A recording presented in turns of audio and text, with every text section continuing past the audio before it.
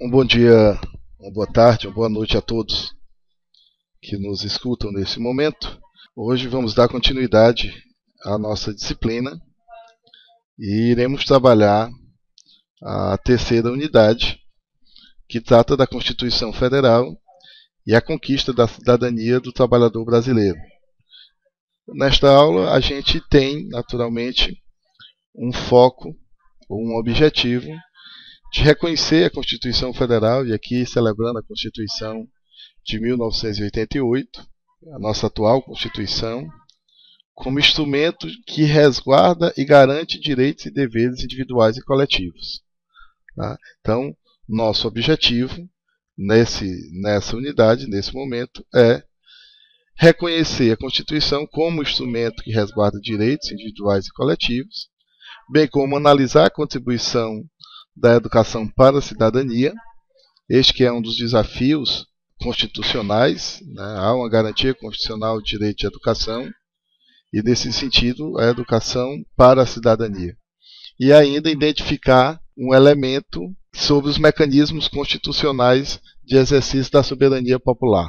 Quais os regulamentos, quais são esses mecanismos que permitem à população exercer seu direito primário, sua soberania, né? Na nossa Constituição, há um indicador de que todo poder emana do povo, que o exerce de forma direta ou indireta nos termos da Constituição.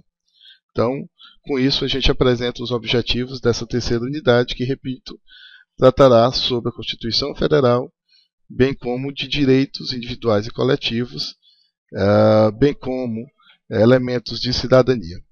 Nesse sentido, há de se levantar alguns aspectos jurídicos, sociológicos e éticos da cidadania, né?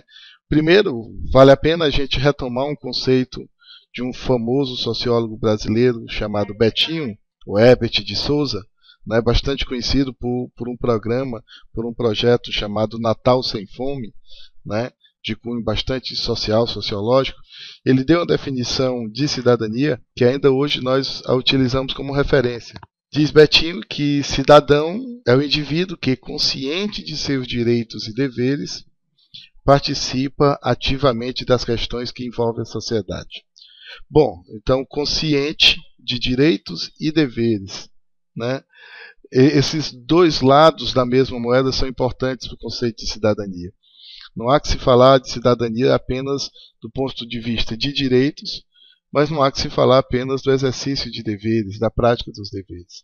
É exatamente essa relação, né, duas faces de uma mesma moeda, né, do exercício de direitos e prática dos deveres naquilo que envolve a sociedade. Esse é o grande ponto, né, e o Betinho compreende que a gente vive em sociedade.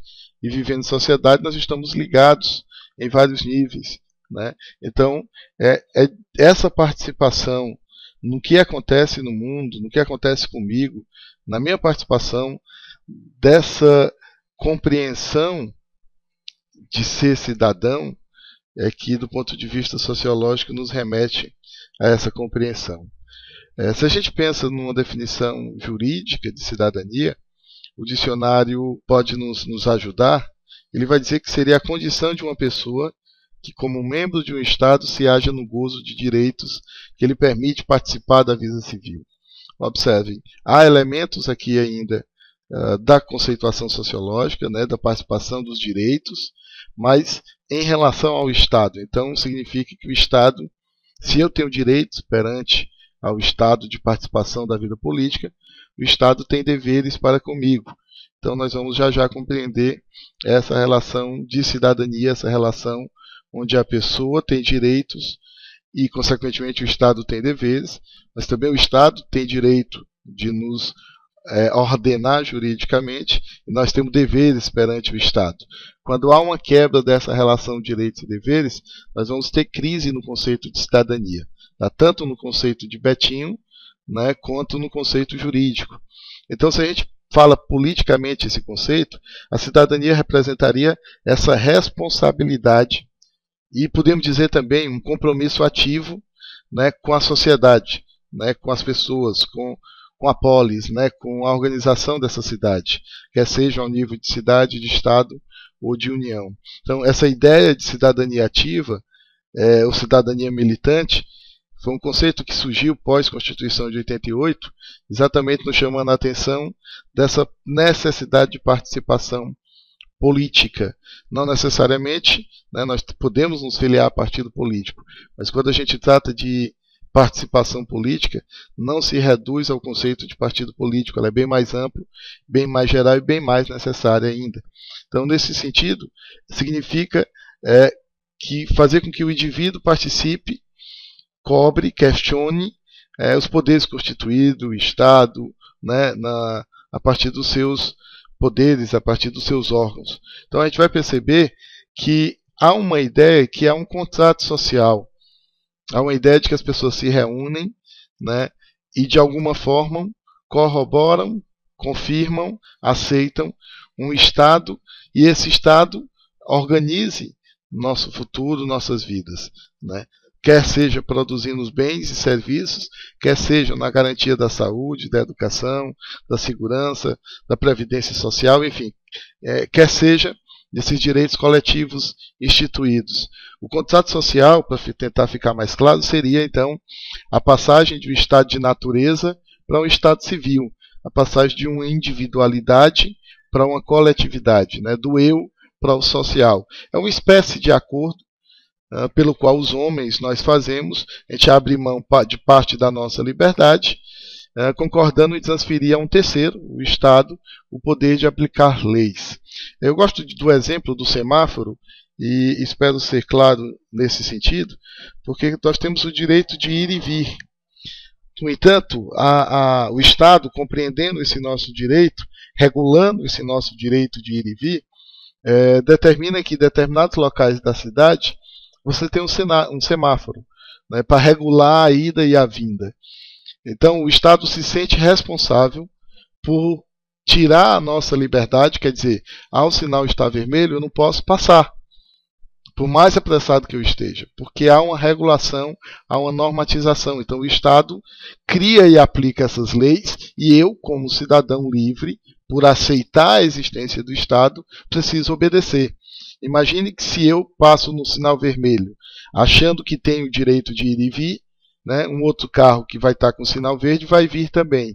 E aí a gente observa que há um conflito do comportamento da individualidade, da liberdade em relação à lei. Então esse contrato social seria essa passagem do meu interesse pessoal para uma organização civil, para uma sociedade civil. A gente vai perceber que politicamente há algo que se chama de igualdade formal. O que é isso? Todos nós somos iguais. Bom, do ponto de vista da lei, do ponto de vista da Constituição, isso é um elemento notório, né? Todos são iguais perante a lei. Só que há uma vírgula e há um acrescentar da Constituição que diz nos termos da Constituição. Então, existe necessidade de alguns elementos sociais serem regidos por leis específicas. Por exemplo, todos somos iguais, mas existe uma lei do Estatuto do Idoso que diz que pessoas com 65 anos têm preferência em fila de banco, por exemplo. Bom, mas nós somos iguais, por que a preferência?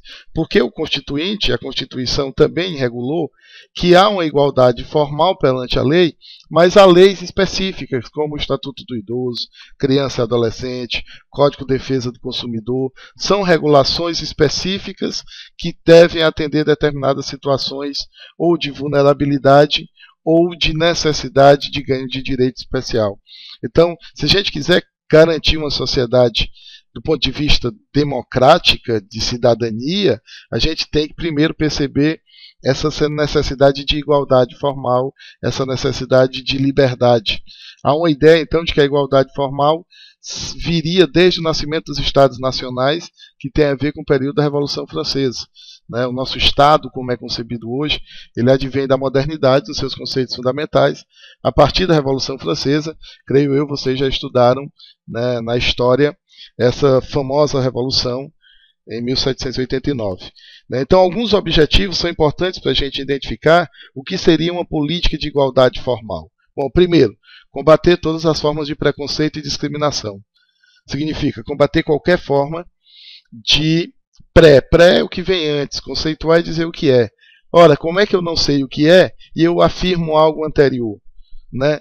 Então, quer seja por questões de raça, né, a gente lembra aí da próprio Hitler, né, o próprio nazismo tinha claramente esse preconceito e essa discriminação, e nós também temos um problema no Brasil ainda, né, em relação à questão de raça, quer seja uma questão de sexo. Hoje a gente trabalha muito a liberdade de opção sexual, precisamos avançar no respeito às escolhas e às opções, quer seja no combate à discriminação religiosa, cultural, quer seja por condição física ou econômica. Então, o primeiro elemento de um conceito de política de igualdade formal é esse combate a formas de preconceito e discriminação.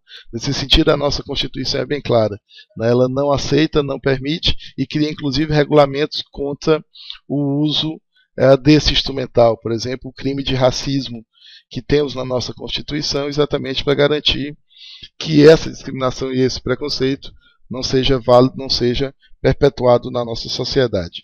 Um outro elemento seria promover, por meio da educação, da saúde pública, da moradia, do emprego, do meio ambiente, condições de benefícios de igualdade e benefícios de corrigir as desigualdades. Bom, observamos que vocês devem ter acompanhado, inclusive o Instituto Federal do Piauí trabalha hoje atendendo uma lei federal sobre as cotas, né, que é a participação do ingresso em universidades, por exemplo. Há uma ação afirmativa de que determinados grupos necessitariam, né, equilibrar direitos, né, quer seja na educação, quer seja no acesso à saúde, à moradia, ao emprego e às questões ambientais. Então, esse elemento é um elemento importante dentro dessa temática de igualdade formal. Bom, para que a gente compreenda essa igualdade formal da lei, é preciso que a gente também trate das questões das garantias constitucionais, o que seria um conceito fundamental, a compreensão do que seja soberania popular. Então, a Constituição, no seu artigo 1º, Constituição de 1988, trata no seu artigo 1º, a seguinte texto: todo poder emana do povo, que o exerce por meio de seus representantes, eleitos ou diretamente nos termos dessa Constituição. Quer dizer, todo poder emana do povo, quer dizer, o soberano do poder político nacional é o povo.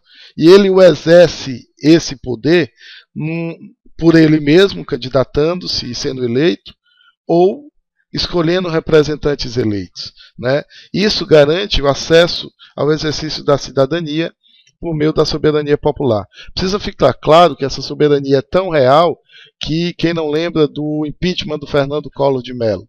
Ele foi eleito com voto popular, mas foi responsabilidade por crime de improbidade, de responsabilidade, e os nossos representantes do Congresso Nacional deram-lhe um impeachment, o retiraram do poder, atendendo o princípio da soberania popular, né? O grande detentor do poder é o povo.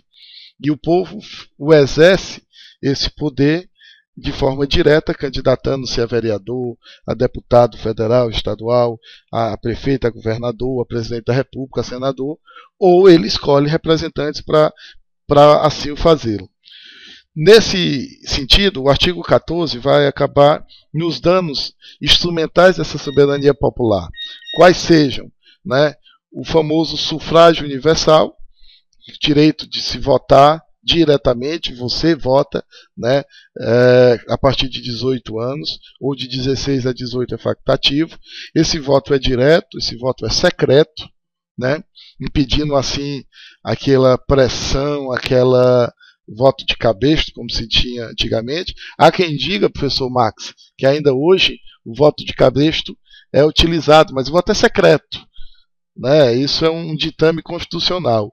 E tem igual valor para todos, não importa de quem vota. Nesse sentido, 3 instrumentais são utilizados para tratar essa questão. O plebiscito é um instrumental dessa soberania popular, o referendo é um instrumental da soberania popular e a iniciativa popular também. Vamos conceituar então o que seriam cada um desses elementos. O que é um plebiscito, né? Não sei se vocês tiveram oportunidade de participar de algum, mas plebiscito é uma forma de consulta direta ao cidadão, em que ele se manifesta sobre um assunto importante, um assunto de extrema importância, antes que a lei seja estabelecida, né? Então, plebiscito é uma consulta feita ao povo para verificar a importância e a necessidade de uma determinada lei, né?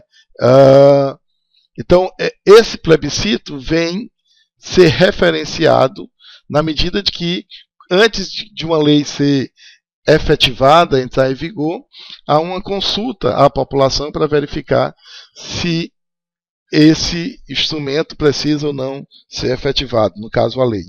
Referendo é também uma forma de consulta popular pela qual a população, em condições de exercer o direito do voto, é chamada para se manifestar sobre uma lei que já existe, né? Essa lei já existe, ela já está em vigor, e se referenda, se verifica da importância dela, da sua continuidade ou não. E uma coisa interessante para falar de soberania popular, isso tem acontecido já agora nos últimos anos, são as ações de iniciativa popular, tá? Que é o direito que o cidadão brasileiro tem de apresentar projeto de lei para serem votados e eventualmente aprovados no Congresso. Tá? Então a gente, como cidadão, pode propor leis. Como assim, né? O cidadão, reunindo-se com outros cidadãos, né, podem propor um projeto de lei, mas é necessária a assinatura de 1% dos eleitores do país. Então, se eu entendo que uma determinada lei precisa ser criada, e se eu conseguir 1% de assinaturas dos meus conterrâneos brasileiros, a gente lança um projeto de lei, o que hoje estaria representando aí em torno de 1.300.000 pessoas, 1.500.000 pessoas. Bom, apesar desse número parecer muito alto, é importante notar que nós já conseguimos ações nesse sentido. A lei da ficha limpa, por exemplo, nada mais é do que uma expressão da iniciativa popular. Quem propôs a lei da ficha limpa, na verdade, houve uma organização civil, né, a CNBB, né, que é a Conferência Nacional dos Bispos do Brasil, somando-se aí a OAB, a Ordem dos Advogados do Brasil, somando-se aí um conjunto de organizações não governamentais, propuseram uma lei, né, denominada popularmente de ficha limpa, no sentido de que, né, essa lei como iniciativa popular, as pessoas assinaram, foi para o Congresso, foi aprovada e já está em vigor. É possível que vocês conheçam algum candidato que não pôde pleitear vaga na Câmara de Vereadores, na Prefeitura, né, por conta de não estarem aí atendendo a essa lei, a esse princípio fundamental.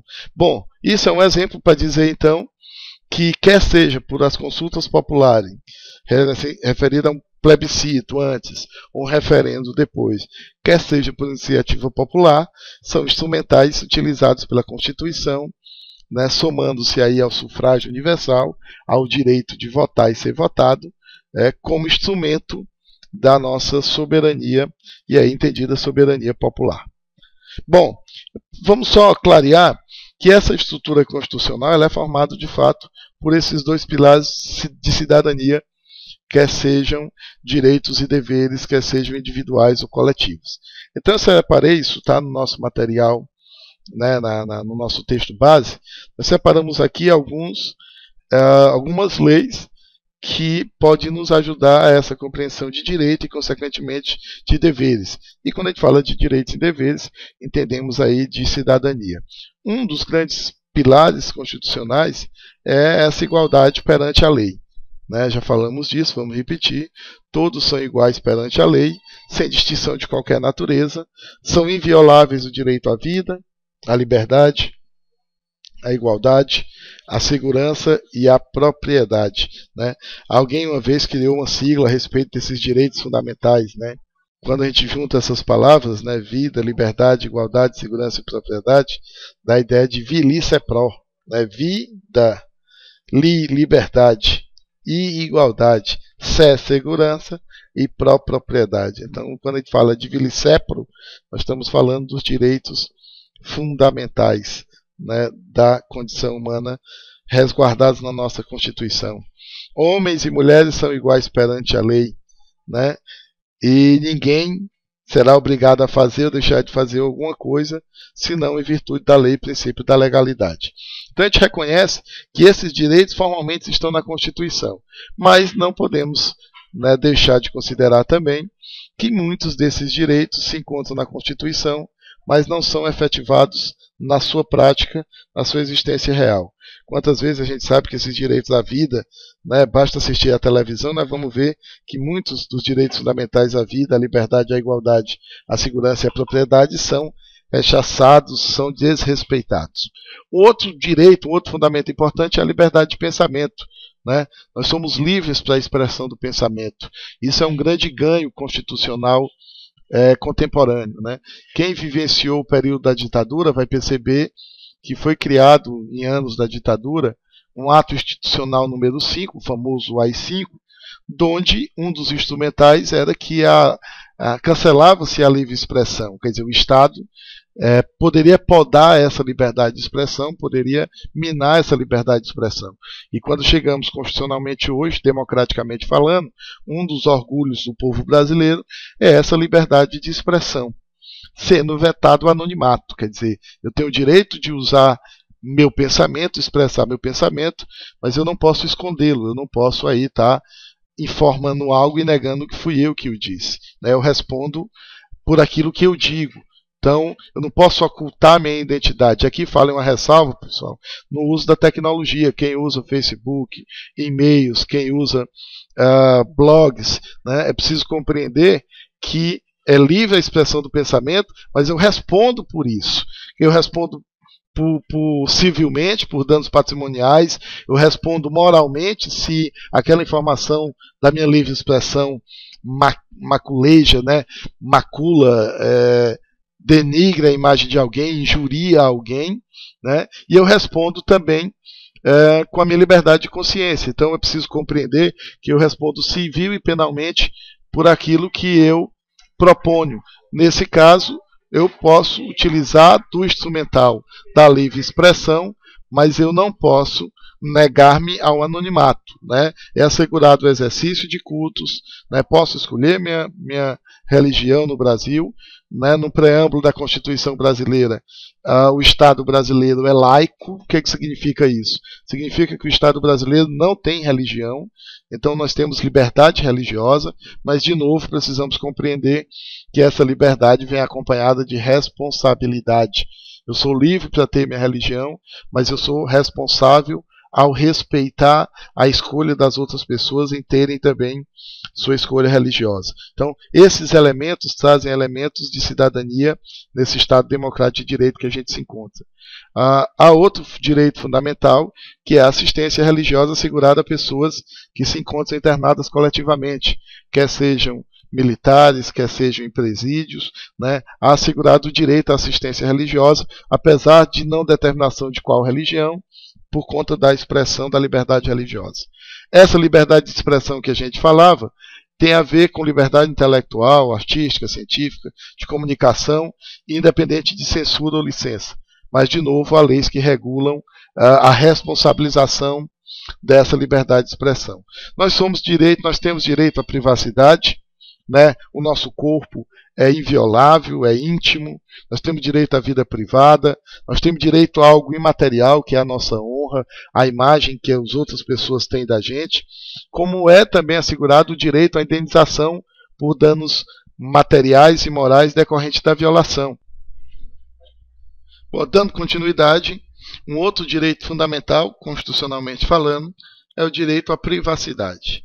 Significa que o nosso corpo, a nossa casa, a nossa honra, ela é um direito também inviolável. Né? É inviolável a nossa intimidade, né? A nossa casa, a vida privada, a nossa honra e a imagem das pessoas. É por isso que é importante notar que quando a gente fala mal da vida de alguém, isso pode ensejar em direitos de reparação por danos materiais, por danos morais, por dano à imagem, decorrente da violação.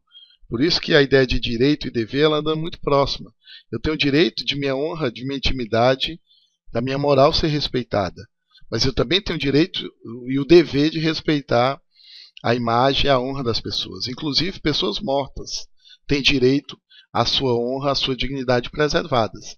Se um pai falece e alguém desonra a imagem, né, uma terceira pessoa desonra a imagem do pai, o filho pode entrar com ação judicial pedindo, né, cobrando por danos morais, materiais, a imagem do pai mesmo morto. Imagine vida. Então esse é um direito que precisa ser cada vez mais exercitado. Né? Falamos da inviolabilidade da casa, né? E a casa de fato é um asilo inviolável, né? Ninguém pode entrar na nossa residência sem um consentimento, né? Sem que o dono da casa permita, a dona da casa permita. Salvo, quer dizer, tem casos exceções, tem casos extremos. Em flagrante delito, um criminoso está cometendo crime e entra na casa da gente.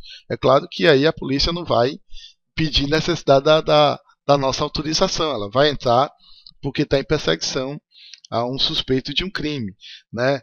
Prestar socorro, né? Um idoso está dentro da casa, está passando mal, né? Não consegue levantar para abrir a porta. É natural que o pronto-socorro vai quebrar a porta para salvá-lo, né?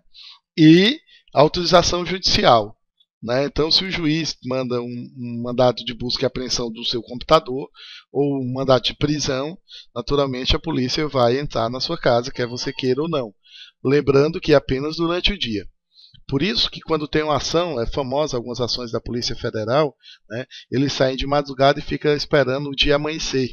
No dia que amanhece, eles vão mostrar o mandado de segurança, ou o mandado de prisão, por exemplo, né, porque à noite não pode, nem com mandado judicial, adentrar a nossa casa por conta desse direito de asilo inviolável, né, de nosso lar é inviolável. Repetindo, o que é inviolável nesse caso?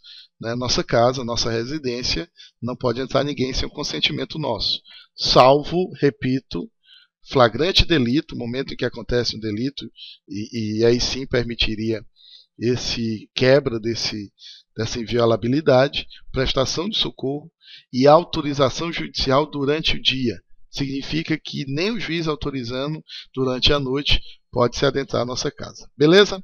Bom, sigilo a correspondências, né? Nós temos o direito, enquanto cidadão, de que nossas correspondências sejam de foro íntimo, sigilosas, quer seja cartas, quer seja e-mails, quer seja comunicações telefônicas, né? Salvo por autorização judicial, os telefones podem ser grampeados, né, dentro de um inquérito de investigação autorizado previamente pelo juiz. Fora disso, nós temos o direito ao sigilo dos nossos dados pessoais. Direito de liberdade de locomoção, direito de ir e vir, né? Todo cidadão pode ir e vir, não pode ser impedido dentro do Brasil em tempo de paz de ir e vir. Claro que em tempo de guerra há uma lei diferenciada, mas em tempos de paz, hoje, você se tiver dinheiro naturalmente, ou não, né? Tem gente que aventura aí de bicicleta, de moto, de carona e roda o país todinho por conta da nossa liberdade de locomoção. A gente pode entrar e sair, né, no país todo, né, observando aí questões de tributos, né, de taxas e etc. Mas essa liberdade é fundamental também. Uma outra liberdade é o direito da gente se reunir, né, pacificamente em locais públicos, né, pacificamente porque a gente não teria constitucionalmente a previsão de uma reunião armada, né, em locais públicos, e até há uma lei sobre o porte de armas. Liberdade de associação, as pessoas podem se associar a partidos políticos, podem escolher sua religião, né? Não pode, para fins paramilitares, criar uma armada para-estatal, né? Para além do Estado. Podemos se associar, né? Podemos fazer sociedades comerciais, cooperativas, times de futebol, sindicatos, enfim, por conta da nossa liberdade de associação. Direito à propriedade, né, direito de garantido constitucionalmente, né, do poder exclusivo do indivíduo que detém posse, gozo, uso, usufruto do seu bem, né, e pode usá-lo naquilo que lhe aprouver, naquilo que for do seu interesse. Claro que não pode plantar maconha, né, tem sempre a propriedade tem uma função social, né, ela tem um cunho social, mesmo sendo um direito individual. Direito de herança, né? Todo cidadão tem o direito de suceder em bens os direitos do falecido, do decujus, né? Há um Código Civil organizando isso. Direito do consumidor, observe, toda vez que a gente vai a um comércio hoje, obrigatoriamente por lei deve estar no comércio um Código de Defesa do Consumidor, em local de fácil acesso, em impressão legível, exatamente para que o consumidor possa, conhecendo seus direitos, fazer valer esses direitos. O Estado promoverá, na forma da lei, os direitos de defesa do consumidor. E o que visam esses direitos? Proteger aquele que adquire o bem no seu bom uso e no seu bom consumo, quer seja um bem, quer seja um serviço. Esse é um dos direitos que mais cresce no país. Cada vez mais as pessoas estão conscientes, né, do prazo que tem para devolver uma TV que não funcionou, né, dos direitos que tem para garantir o retorno do dinheiro da compra, ou a troca em outro bem, dando uma diferença em dinheiro. Enfim, esse exercício do direito hoje do consumidor é referência no Brasil e inclusive para o mundo. Nós temos um dos grandes códigos de defesa do consumidor do mundo, hoje respeitado no mundo todo. Precisamos cada vez mais avançar nisso. E o famoso habeas corpus, que é um remédio constitucional, que é uma garantia constitucional. Lembre-se, nós temos o direito de ir e vir, e quando há uma violação desse direito, né, por um agente que de forma ilegal, por um abuso de poder, ele nos prende, nós podemos solicitar próprio punho, né, não precisa nem de advogado, solicitar ao juiz o habeas corpus, que é a nossa liberdade, a nossa garantia de ir e vir por um uso ilegal da força, por um uso ilegal do poder. Então o habeas corpus é um remédio constitucional que nos garante essa liberdade de ir e vir. O habeas data, né, também é um remédio constitucional, mas que garante o direito de requerer informações ou acesso ou correções a respeito dos nossos dados em banco de dados oficiais. Então, se você é funcionário público, na Secretaria de Administração do seu município, há uma pasta com dados pessoais seu.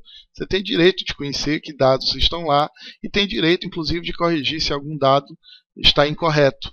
E se a administração não aceita fazer isso, você pode entrar com esse remédio jurídico chamado de habeas data, né, que é o direito assegurado ao cidadão de requerer informações a seu próprio respeito ou de correções de informações. Direito de petição é o nosso direito de ir a juízo, né, é o nosso direito de cidadão de perante aos poderes públicos, no sentido de que nossos direitos sejam respeitados contra abuso ou contra alguma ilegalidade. Né? Então nós temos o direito de pedir justiça, de solicitar a um sistema judiciário a garantia de direitos. Mandado de segurança é um outro instrumento, um outro remédio jurídico muito utilizado, que garante a proteção do que nós chamamos de direito líquido e certo. Né? Vamos dar um exemplo disso. Vamos supor que você fez um concurso público aí na sua cidade e você ficou em 4º lugar na lista de classificação. Eram apenas 2 vagas, você ficou em 4º. O serviço público, a secretaria, entendeu que precisaria então de chamar mais 3 pessoas. Né? Logo você seria chamado. Acontece que ao invés de chamar você, que era o 4º, foi chamado o 3º, o 5º, o 6º e o 7º. Pularam a sua vez. E agora, o que você vai fazer?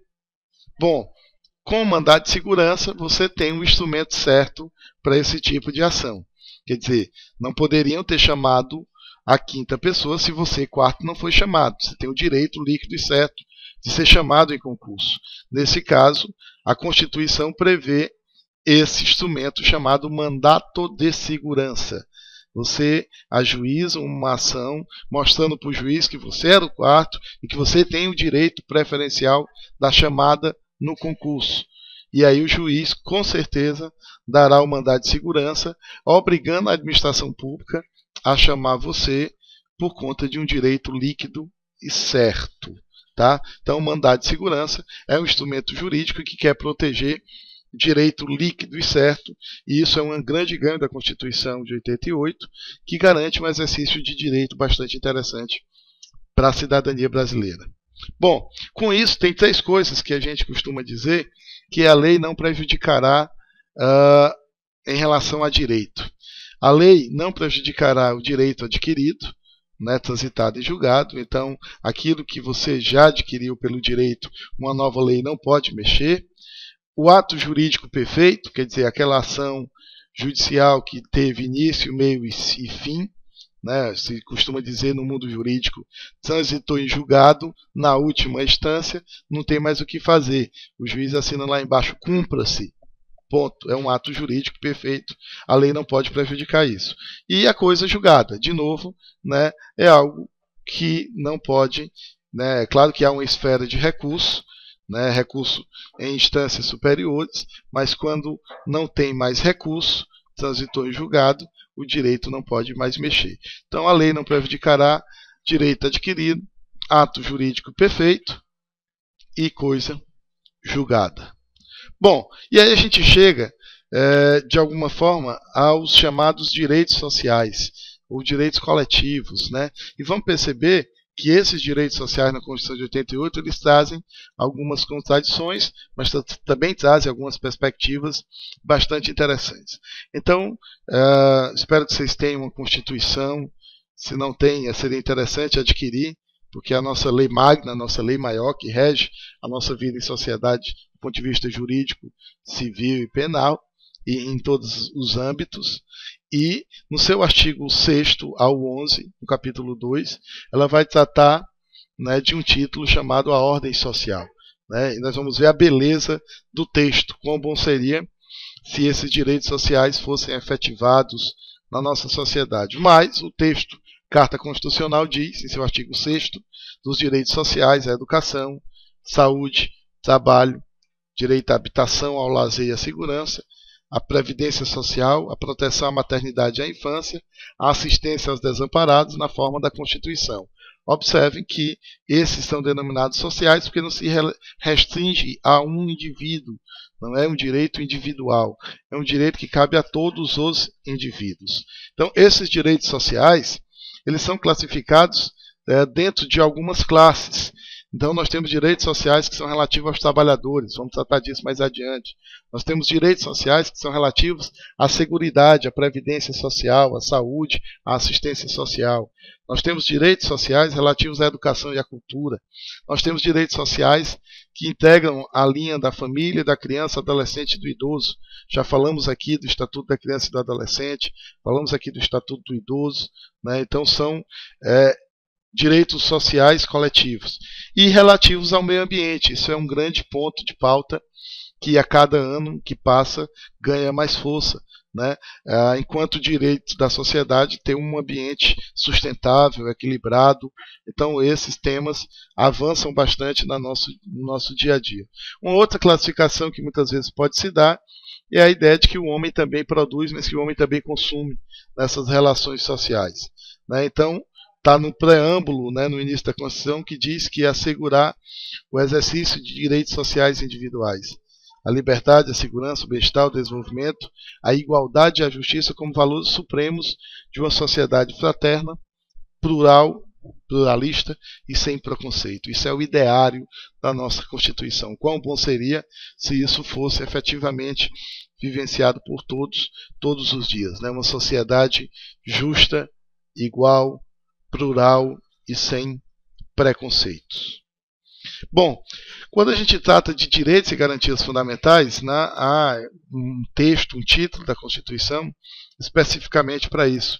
Eu ficaria bastante feliz se vocês, com acesso à Constituição, pudessem visitar alguns artigos. Por exemplo, quando tratamos de saúde como direito de todos, ao artigo 196, proteção à maternidade ao trabalhador em desemprego, artigo 201, assistência social a quem dela necessitar, artigo 203 da Constituição. Direito da educação para todos, artigo 205. Né? A educação é direito de todos e é responsabilidade do Estado e da família. Né? Pleno exercício de direitos culturais e acesso às fontes de cultura nacional, artigo 215. Direito a um meio ambiente equilibrado, aquilo que a gente falava anteriormente, artigo 225. Proteção à família, artigo 226. Então, eu gostaria de remeter cada um de vocês a uma visita à Constituição, vocês pudessem estar lendo, identificando esses artigos, pudessem estar compreendendo o texto desses artigos, que são da mais alta importância na temática de direitos e garantias fundamentais. A nossa Constituição, né, de 5 de outubro de 1998, né, denominou o Brasil como República Federativa. Né? O nome do Brasil, na verdade, é República Federativa do Brasil. Res é coisa, públicos é de todos. Né? Então, há um modelo de que a administração vai priorizar o bem comum. Federativo é uma forma de Estado, é como o Estado está organizado, então é dividido entre Estados, né? Então essa Constituição de 88 está em vigor, sofre algumas emendas constitucionais, algumas mudanças, mas fica caracterizada sobretudo como um Estado democrático de direito. O que significa dizer que o Brasil é um Estado democrático de direito? Bom, já demos a estrutura de um Estado, né? A Constituição cria um Estado federativo. Esse Estado é democrático, o povo tem a soberania e é de direito porque o regimento do Estado é constitucional, é legal, né? Então, por isso, nós temos um Estado democrático de direito constituído no Brasil. Bom, a gente chega agora ao item 3.4, que faz um recorte da Constituição no âmbito dos direitos da legislação trabalhista. Vale lembrar que o Brasil ele tem, além da Constituição, um regimento de código da CLT, Consolidação das Leis Trabalhistas. Então, aí no século XX, houve uma compilação de leis do trabalho que foram organizadas e, por isso, consolidadas como leis trabalhistas que regem, né, a entrada, o emprego, o fundo de garantia, né, questões de salário, questão de 13º, questão de proteção contra despedida arbitrária ou injusta. Então, esses direitos estão previstos na Constituição, mas também são resguardados por leis complementares, né? A gente sabe, por exemplo, que alguém que tem um emprego não pode ser despedido arbitrariamente ou injustamente, né, sem que os direitos e garantias sejam lhe assegurados, né, o famoso seguro-desemprego, o fundo de garantia por tempo de serviço, né. Há na Constituição a questão de que nenhum trabalhador pode receber menos do que o salário mínimo, né, é constitucional, o direito a 13º salário. Então, há um conjunto de leis que são resguardadas na Constituição e outras que vêm em ordenamentos jurídicos próprios, né. Outros elementos são bastante comuns, e aqui que já teve a oportunidade de ter a carteira assinada de trabalho, vai poder estar rememorando, relembrando com a gente, né? Aquele que trabalha à noite deve ter um salário superior àquele que trabalha de dia, né? O direito ao repouso semanal remunerado, preferencialmente aos domingos, mas pode ser um outro dia. O direito às férias anuais, direito à licença maternidade, né, sem prejuízo ao emprego e ao salário, direito ao aviso prévio, inclusive nós vamos tratar disso nas aulas depois, porque saiu essa semana um novo regulamento normativo legal que trata da mudança do aviso prévio, as novas regras, né, do aviso prévio. Adicional de insalubridade, periculosidade, penosidade, né, o direito à aposentadoria. Então, esses conjuntos de direitos, eles são responsáveis por garantir, né, uma certa sustentabilidade do trabalho, já que o trabalho tem uma pretensão de continuidade, mas também de garantir direitos ao trabalhador quanto à proteção dos seus elementos fundamentais de dignidade, de salário, de horários, né, de proteção. Então são elementos importantes e cada vez mais a gente precisa conhecer esses direitos como cidadão e como trabalhador. Bom, vamos identificar dentro da estrutura do direito do trabalho alguns elementos, tá? Elementos que são importantes, repito, como cidadão e como trabalhador, como pessoas que exercem alguma atividade profissional regulada, né, normatizada. O primeiro elemento que a gente chama a atenção é a necessidade de uma identificação profissional. Quer dizer, quando a gente é admitido no trabalho, obrigatoriamente a gente precisa ser identificado. Então, é indispensável o controle disso por parte do empregador e por parte de garantia dos direitos do trabalhador. Por exemplo, a carteira de trabalho e previdência social. Né? Quando a gente se apresenta ao emprego, é necessário que a gente se identifique, e a nossa carteira de trabalho é esse instrumental. Lembrando que esse instrumental da carteira de trabalho é obrigatório, de acordo com o artigo 13º, né, da CLT, né, onde vai dizer que para o exercício de qualquer emprego, inclusive de natureza rural, temporária ou autônoma, a gente precisa apresentar a carteira de trabalho e previdência social. Além da identificação do empregado com esses dados de carteira de trabalho, serão feitos registros de carteira, também anotações próprios em áreas específicas, que servirão de base para, por exemplo, data de admissão, salário, horário de trabalho, rescisões de contrato, FGTS e Previdência Social. Então é necessário também o registro independente de outras da carteira de trabalho, como a gente falou. Tá? E isso serve de prova, inclusive, no momento de uma ação ou de uma reclamação trabalhista. Uma outra coisa que a gente merece destaque é a ideia, então, da duração da jornada de trabalho. Então, uma duração normal de jornada de trabalho, a gente fala de 8 horas diárias, 44 horas semanais.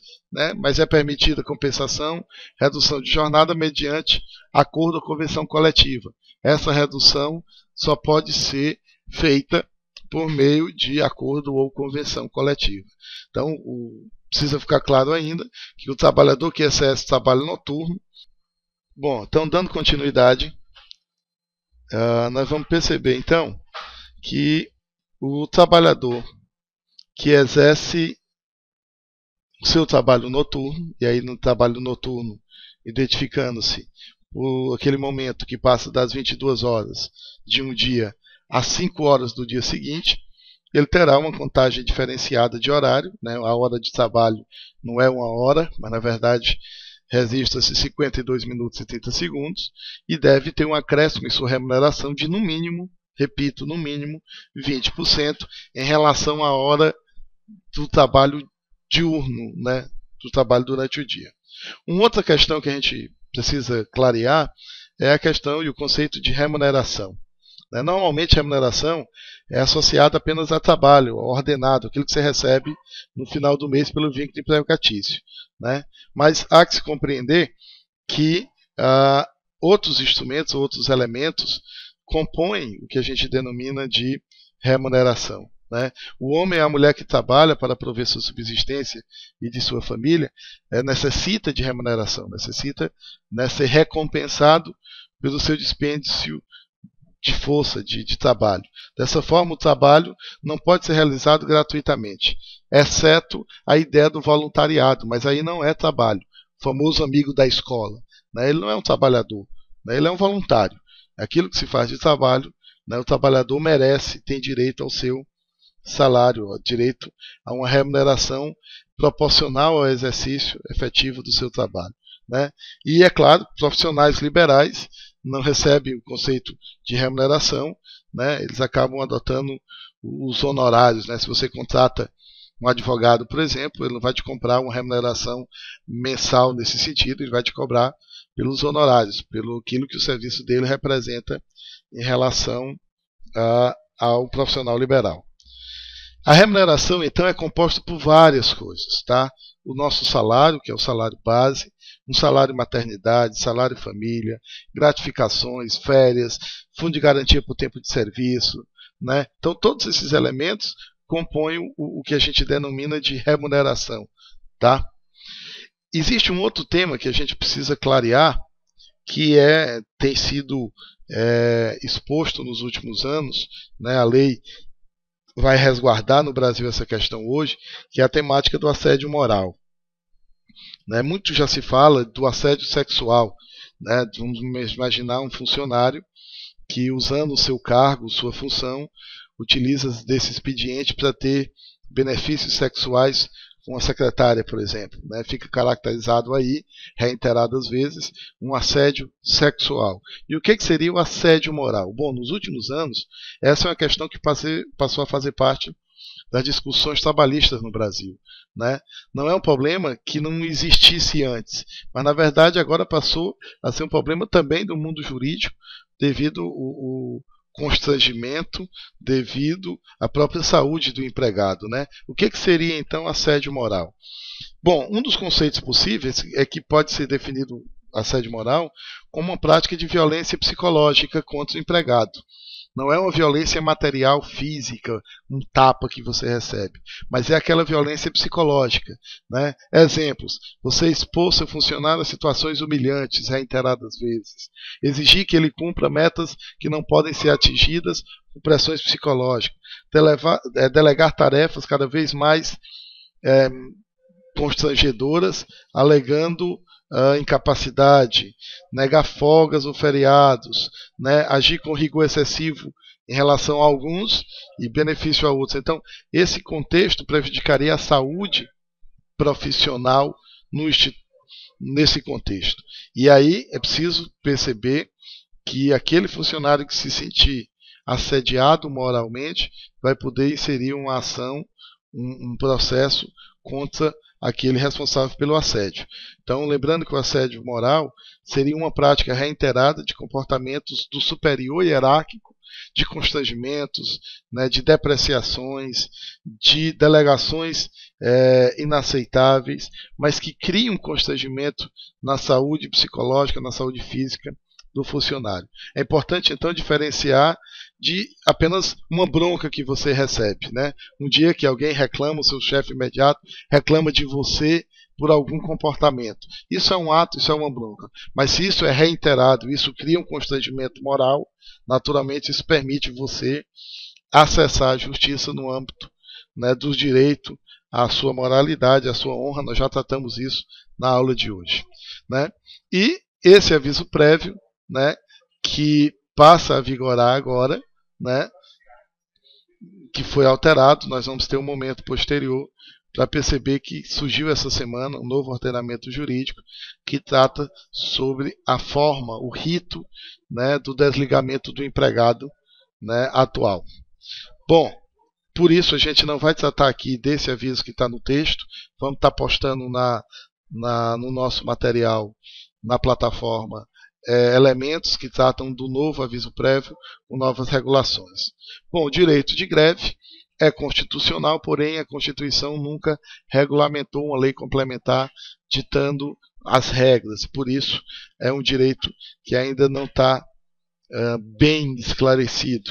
A gente observa que algumas classes conseguem fazer greve e conseguem ter sua greve legitimada pelo judiciário, e há outras classes que entram em greve e o judiciário decreta a ilegalidade da greve, né? Mas é um direito constitucional assegurado, né? Ficando a cargo dos trabalhadores decidirem pela oportunidade em defender seus direitos, né? Então, a lei definirá os serviços e atividades que não podem sofrer uma greve total, né? Imagina médicos, né, motorista de ônibus. Então há uma cota, uma porcentagem, porque são serviços considerados essenciais. O direito de greve, então, é legítimo, mas precisa ser amparado pelos ditames legais, e o judiciário normalmente interage nesse processo. Há direitos que são dos grevistas, mas há também proibições, né?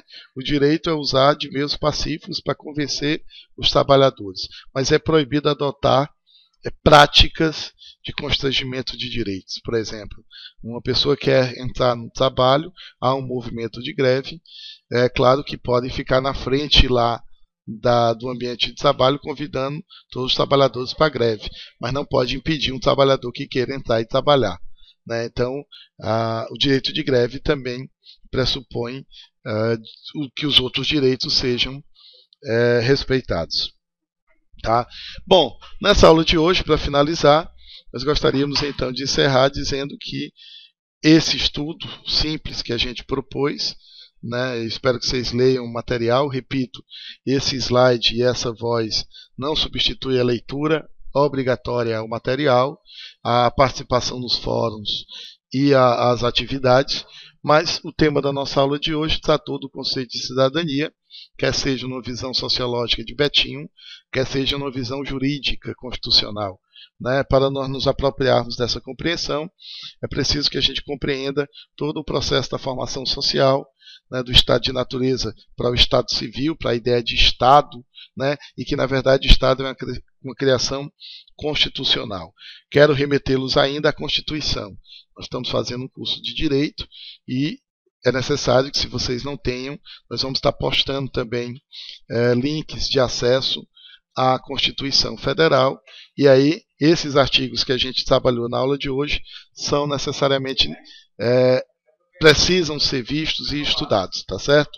Então, nesse sentido, a gente deixa um abraço para todos vocês. Chegando aqui o nosso diretor-geral, professor Márcio Aurélio, né? Estamos aqui, professor Márcio, com a turma de Direito Administrativo e do Trabalho, e deixamos um abraço a todos, um bom estudo e até breve.